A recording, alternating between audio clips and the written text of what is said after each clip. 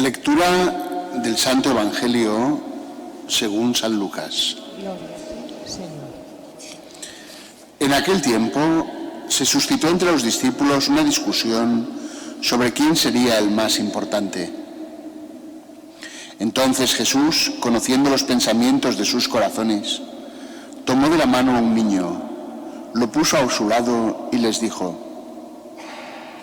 el que acoge a este niño en mi nombre, me acoge a mí, y el que me acoge a mí, acoge al que me ha enviado. Pues el más pequeño de vosotros es el más importante. Entonces Juan tomó la palabra y dijo: Maestro, hemos visto a uno que expulsara demonios en tu nombre y se lo hemos prohibido, porque no anda con nosotros. Jesús le respondió: no se lo impidáis.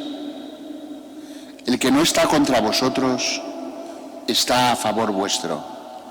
Palabra del Señor.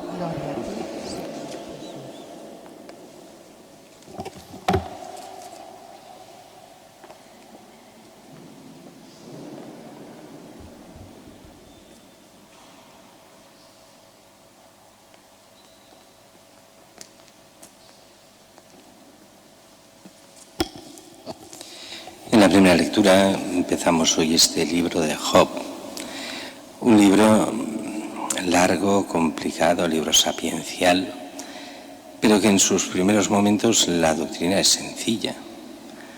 Job, un hombre rico, muy rico, mentalidad normal. Bueno, si es rico, bendecido por Dios, tiene suerte, Dios está con él. Pero si lo perdiese todo, ¿qué pasa? Entonces maldeciría a Dios. Y así el diablo se pone por en medio, pues que lo pierda todo. Y lo que hace es, que es lo que vemos hasta hoy, pues en vez de maldecir a Dios, reconocer que desnudo salió del seno de su madre, desnudo volverá a la muerte, no tiene nada, no tuvo nada. Bendito sea el nombre del Señor.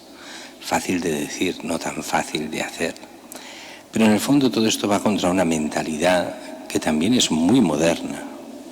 Si yo tengo éxito en la vida, es que yo soy bueno, tengo esta bendición especial y entonces todo va bien. Si no tengo éxito, es culpa siempre de otro. ¿A quién echar la culpa si las cosas van mal? A Dios.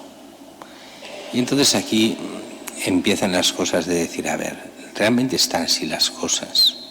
El que tiene éxito es gracias a que es bueno y hace bien las cosas. Pues el 90% de las veces no. El que llega a tener muchísimo es porque, no siempre, pero muchas veces, porque es un ladrón, porque se aprovecha de los demás. Digo, no siempre. Hay aquellos que son ricos por herencia y no tienen ninguna culpa, aquellos que realmente son honestos en sus negocios y han sabido hacerlos bien, pero la mayoría de los que llegan arriba, tanto en economía como en política como en otras cosas, ay Señor, precisamente no son los bendecidos del Señor, sino los que se han aprovechado y son los peores, los que llegan. Y los que viven justo, tal, estos son los peores, pues normalmente muchas veces no. ¿Cómo llegar si una persona o una pareja decide tener familia numerosa? No llegará a ser rico nunca. Y si es honrado y colabora con los demás y ayuda, no llegará a ser rico casi nunca. Entonces la riqueza es signo de bendición de Dios como muchos creen, y la pobreza signo de maldición de Dios. Ni hablar, para nada. No es así. Ahora bien, sí que es verdad que en algunos casos hay gente que ha trabajado mucho y ha conseguido una posición bien y de forma honesta. Y también es verdad que hay gente que no le da por trabajar y que en la situación en la que está es fruto de su vida, como la lleva. Así, lo que no podemos hacer es lo que hacen algunos. Cuando todo va bien, pensar que qué bueno soy, qué bien lo hago. Cuando todo va mal, bueno, es la voluntad de Dios. ¿Cómo que es la voluntad de Dios que todo vaya mal? Eso es una blasfemia. Si va mal, pues serán que tú no has sabido hacerlo, o que las circunstancias han llevado a eso, o que hay ladrones que se meten por en medio, o gente que ha hecho lo que sea, o que tú lo has hecho muy mal. Esto es curioso y se ve con mucha gente. Hay gente que jamás estará en el paro, más de un par de días, porque se buscan la vida como sea. Y hay gente que lleva toda la vida sin trabajar o trabajando poquísimo porque nunca encuentran, y cada lugar que van los sacan. ¿Por qué será? Entonces, ¿culpa nuestra o un castigo divino, o es que uno no hace lo que ha de hacer? Hay veces que no, hay veces que uno hace lo que ha de hacer y las cosas van mal, no digo que no. Pero aquí, ¿a quién Dios ama más? Aunque Dios ama a todos los hombres, pero lo que quiere es que nos esforcemos en el bien. Y fijaros que digo en el bien, no en hacernos una posición. Precisamente uno de los males es poner al dinero como Dios, o los bienes como si fuesen dioses. Y Dios es único y no se puede servir a Dios y al dinero. ¿Cuántas veces eso lo hemos visto? Por eso todo este tiempo que leeremos el libro de Job nos ha de hacer pensar sobre nosotros, sobre Dios, sobre si le damos las culpas de las cosas, o sobre si nosotros nos creemos mejores que Dios y a Dios lo vemos como un Dios malo que se pone en contra de nosotros cuando nosotros lo hacemos bien, y si no nos sale, la culpa es de Dios. Lo iremos meditando todo eso.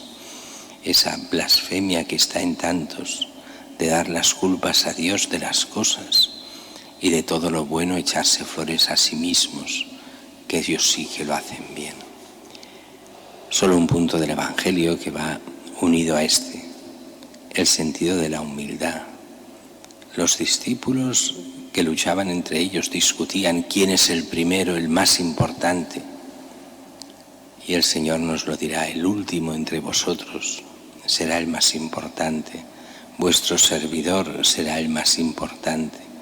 Cristo ha venido a servir, y por eso pone de ejemplo a los niños. Quien acoge a un niño en mi nombre. ¿Por qué un niño? Porque en la mentalidad antigua los niños no tenían ni voz, ni voto, ni derechos de ningún tipo. Eran lo último de los de la sociedad, amados por sus padres, pero sin derechos, sin voz, sin voto, hasta que no fueran mayores, hasta que se pusiesen a trabajar. Esa es un poco la mentalidad de lo que es el cristiano, aquel que en el fondo pocos derechos tiene porque se los arrebatan todos, porque es el perseguido del mundo, porque aquel que se muestra cristiano es odiado.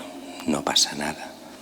Lo único importante es esa fidelidad a Dios, que hace que ser humilde, ser poca cosa ante los hombres cuando se es fiel a Dios, hace que seamos realmente los más importantes, los más queridos por Dios para la salvación del mundo.